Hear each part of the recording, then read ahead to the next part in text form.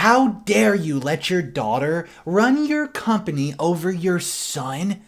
Guys, that's the first story we're going to look at today. I have 2 entitlement stories and 2 Am I the A-hole stories. It's Mr. Reddito, and if you don't know who I am, we read stories every single day. So check out the channel because we're about to jump into story 1.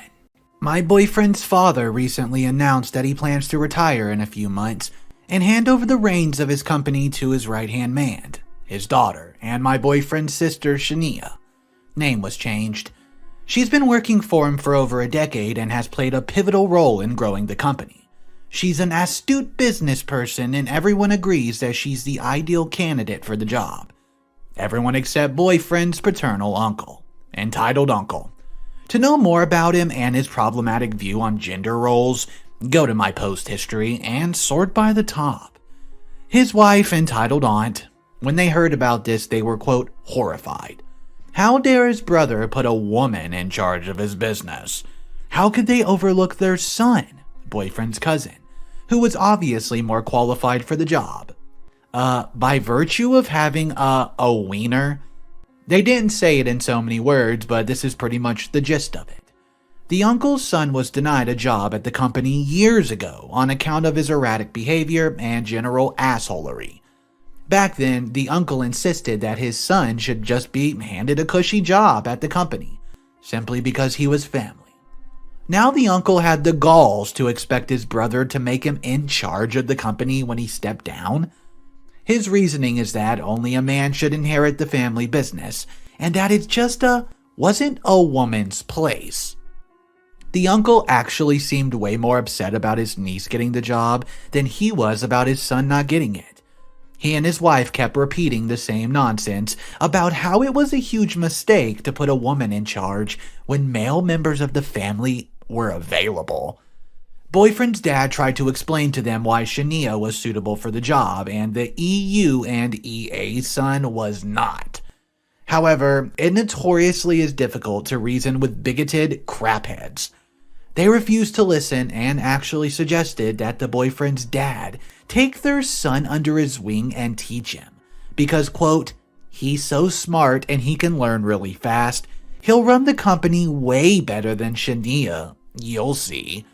Also, quote, since your son, example my boyfriend, isn't man enough to be your heir, you should give our son a chance.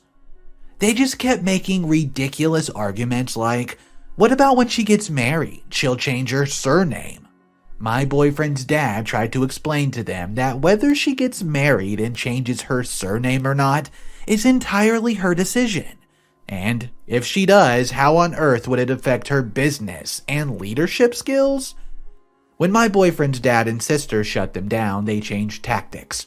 Yesterday evening, boyfriend received a call from his aunt. She went on an insane rant about how my boyfriend's dad did not know what he was doing.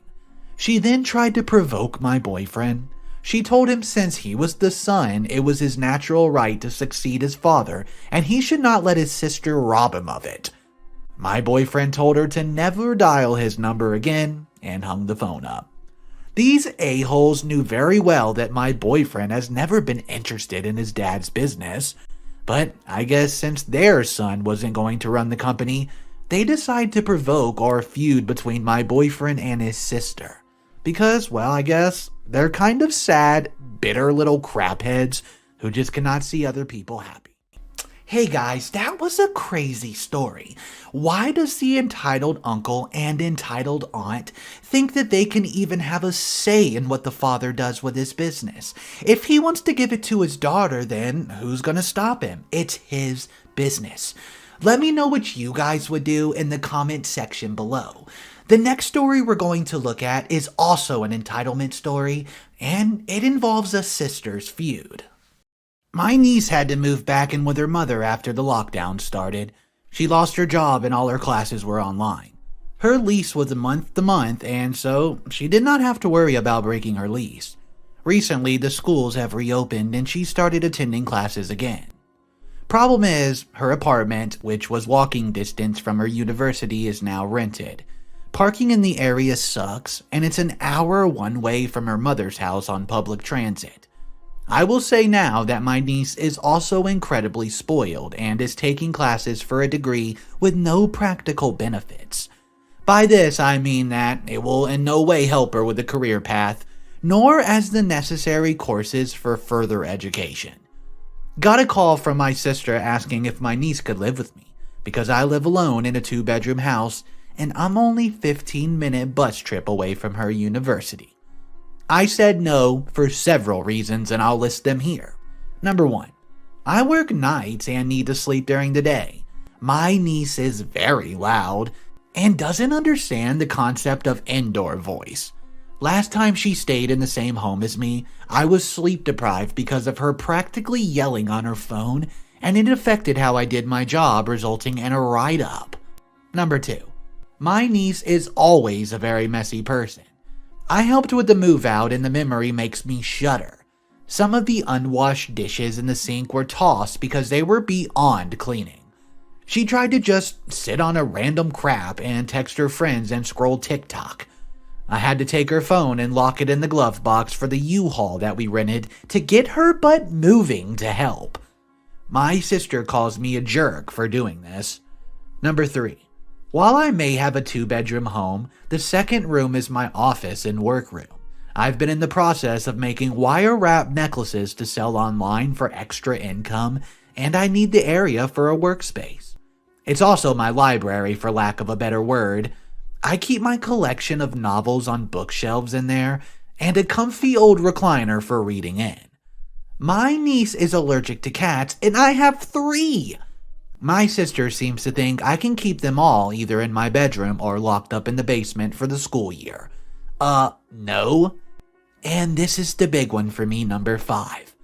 My old sister is under the belief that my niece wouldn't have to help out with household expenses or be expected to cook for herself.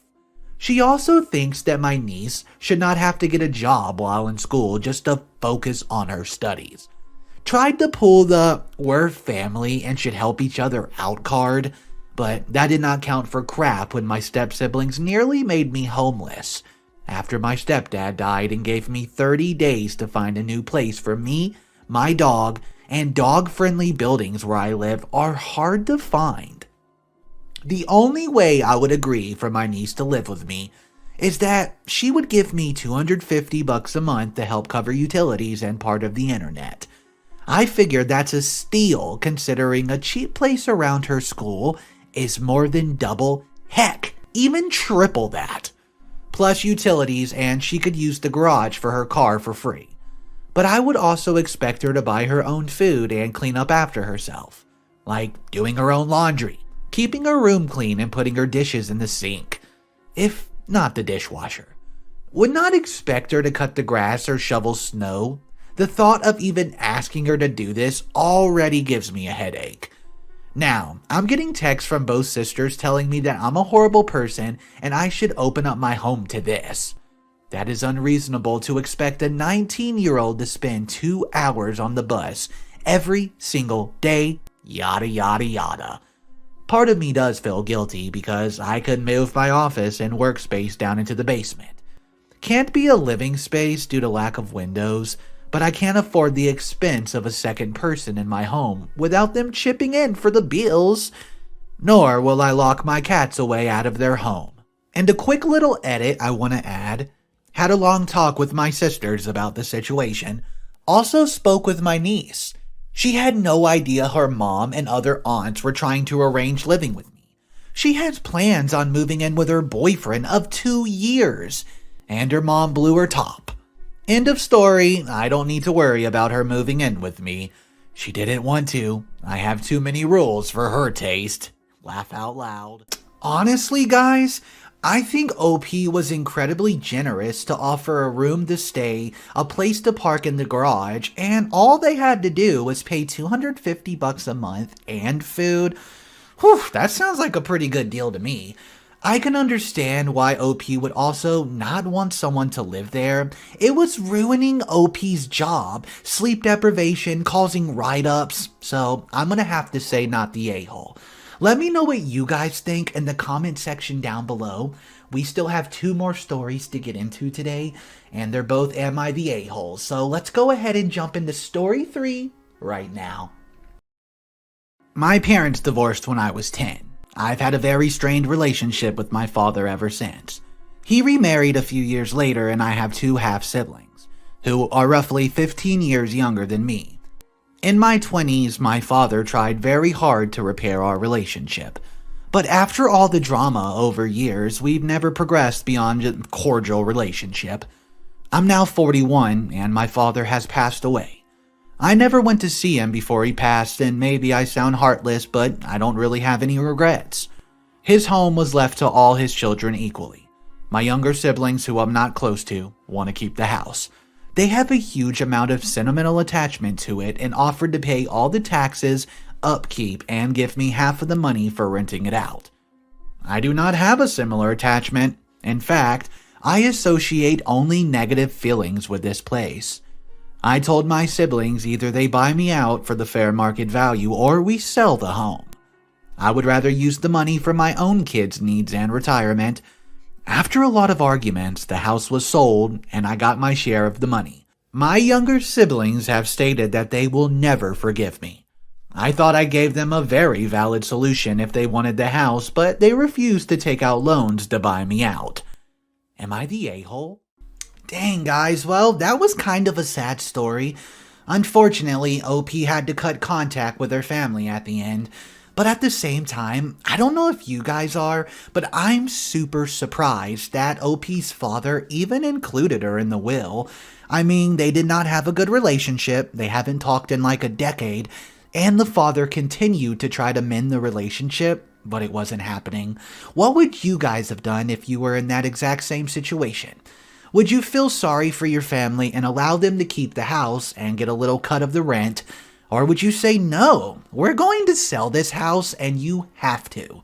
Let me know in the comment section down below and we'll jump into the next story. I'm a 33-year-old female, am employed, but God knows I've been looking for jobs. I'm a sales rep for well over 5 months, right after I recovered from my knee surgery. My husband has a high-paying job. First, he suggested I leave my career as a sales rep behind. Not up to his wealthy family standards, and they'd mock me for it a lot. And stay home, but I refused because I loved my job and I want to grow in it. He suggested he find me a better job since he does have connections, but that it's not in my field. I've had several job interviews and my husband has ruined all of them for me, and here's how. He'd walk into the room whenever I'm having a potential job interview and introduce himself and take over the conversation with the interviewer. He'd tell them about how good I am, but slip in some bad stuff. That eventually cost me the job. His argument was that he's just making recommendations since he's connections and influence, but I told him to stop and let me handle it. He sulked, saying he was just trying to guide me and whatnot. Well, guys, several days ago, I'd gotten a job interview after getting inside the room, and before the interview started, I locked the door. My husband tried to come in and started knocking on the door, asking why I had it locked and telling me to let him in. I put my headphones on and used noise canceling, but he just kept knocking, telling me to open the door. After the interview was over, I unlocked the door and walked out. He went off on me, calling me disrespectful and awful to lock him out like that. I said I was sorry and I wanted to work for this company so badly. I could not let him ruin it for me. He got offended and said I was being petty and childish, and also ungrateful because of the stunt I pulled, and said that he was trying to help me get the best deal out there. I said I'm not a child, but he said yeah, I was, especially with how I behaved and for excluding him from the interview. Guys, honestly, this story kind of got me heated. I mean, why does OP's husband think that he can be so borderline abusive? What he did was not okay, and he needs to leave her alone when she asked. You can't just barge into the room where someone's having an interview and try to be one-on-one with the interviewer. I mean, who does that? I think OP's in a toxic relationship, and I think she needs to find a way to fix it. Let me know what you guys think about this in the comment section below. If you don't agree with me at all, that's okay. Just let me know how you feel in the comment section below. That's the final story I have for you guys today. I hope everyone enjoyed all the content, and just so you know, Mr. Reddito uploads daily videos. So guys, thank you for watching, check out the channel, and as always, have a wonderful day. I'll catch you in the next one.